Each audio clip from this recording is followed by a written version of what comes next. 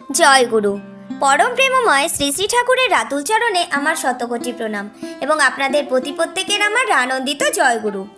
আজকের আলোচনার বিষয় হলো ছোট্ট একটি ছেলের অসাধারণ গল্প। বিশ্বাসে কি না হয়, অজানা কিছু কথা জানতে ভিডিওটি শেষ পর্যন্ত দেখুন।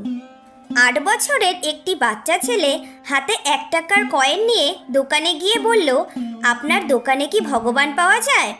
সেই দোকানদার এই কথাটি শুনে 1 টাকার কয়েনটি ছুঁড়ে ফেলে দিয়ে সেখান থেকে ছেলেটিকে তাড়িয়ে দিল। তারপর সেই ছেলেটি পাশের দোকানে গিয়ে ওই 1 টাকার কয়েনটি দিয়ে চুপচাপ দাঁড়িয়ে রইল। তখন সে দোকানদার ছেলেটিকে বলল, এই ছেলে, 1 টাকা দিয়ে কি চাও তুমি? তখন সেই বাচ্চা ছেলেটি দোকানদারকে বলল, আমি ঠাকুরকে চাই। আপনার কাছে কি ঠাকুর আছে? এই কথা শুনে দ্বিতীয় দোকানদারটিও তাকে সেখান থেকে ভাগিয়ে দিল। এতে সেই ছেলেটি হাল ছাড়ল না। সে একটার পর একটা দোকান ঘুরতে লাগলো। ঘুরতে ঘুরতে কম করে 30টি দোকান ঘোরার পর এক বয়স্ক দোকানদার সেই ছেলেটিকে জিজ্ঞেস করলো, তুমি ঠাকুর কিনতে চাও কেন? কি করবে তুমি ঠাকুরকে কিনে? এই প্রথম কোনো দোকানদারের মুখে এরকম কথা শুনে ছেলেটির চোখে মুখে আশার আলো ফুটে উঠল। নিশ্চয়ই এই দোকানে ভগবানকে পাওয়া যাবে। তখন সেই ছেলেটি বলল, আমার তো বাবা নেই, এই দুনিয়াতে আমার মা ছাড়া আর কেউ নেই। আমার মা সারাদিন কাজ করে আমার জন্য খাবার নিয়ে আসে। আমার মা এখন হাসপাতালে। আমার মার যদি কিছু হয়ে যায় তাহলে আমি কি করব? ডাক্তারবাবু আমায় বলেছে শুধু একমাত্র ভগবানই পারে আমার মাকে বাঁচাতে। আপনার দোকানে কি ঠাকুর পাওয়া যাবে? এই কথা শুনে তখন সেই দোকানদার তাকে বলল, হ্যাঁ, আমার দোকানে ভগবানকে পাওয়া যাবে। কত টাকা আছে তোমার কাছে? তখন ওই ছেলেটি বলল, আমার কাছে তো 1 টাকা আছে।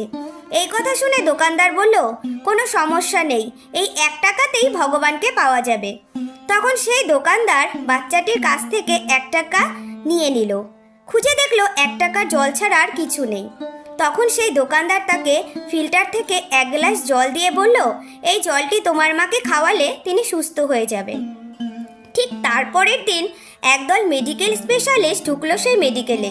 সেই দিনই ছেলেটির মার অপারেশন করা হলো। খুব শীঘ্রই সেই ছেলেটির মা সুস্থ হয়ে উঠলেন। ডিসচার্জের কাগজে হাসপাতালের বিল দেখে মহিলাটির অজ্ঞান হওয়ার মতো অবস্থা।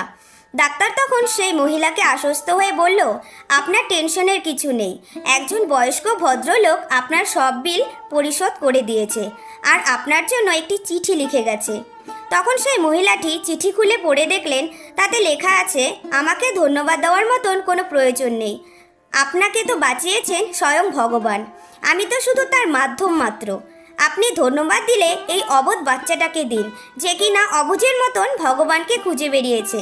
তার একমাত্র বিশ্বাসই ছিল ভগবানই পারে তার মাকে বাঁচাতে। এর নামই বিশ্বাস, এর নামই ভক্তি। এই বলে আমি আমার আলোচনা শেষ করছি। জয় গুরু।